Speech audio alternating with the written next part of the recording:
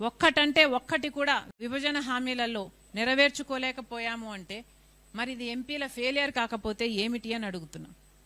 మరొకసారి డిమాండ్ చేస్తుంది Congress party, parliament జరుగుతుంది. ఆంధ్ర రాష్ట్రానికి చెందిన ఎంపీలు లేరని కారు కదా. 25 మంది లోక్సభకు, 11 మంది రాజ్యసభకు ఉన్నారు. మరి వీళ్ళంతా ఏం చేస్తున్నారు? మన హక్కుల గురించి ఎందుకు మాట్లాడటం లేదు?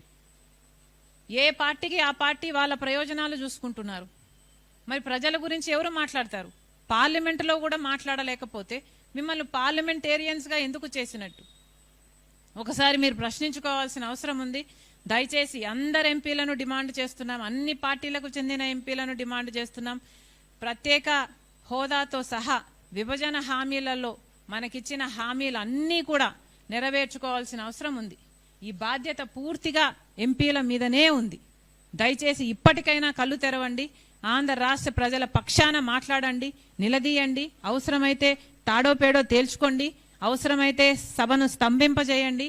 ఏదైనా చేసి ఆంధ్ర రాష్ట్ర ప్రజలకి న్యాయం చేయాలని, మీరు కొట్లాడాలని కాంగ్రెస్ పార్టీ డిమాండ్ చేస్తుంది.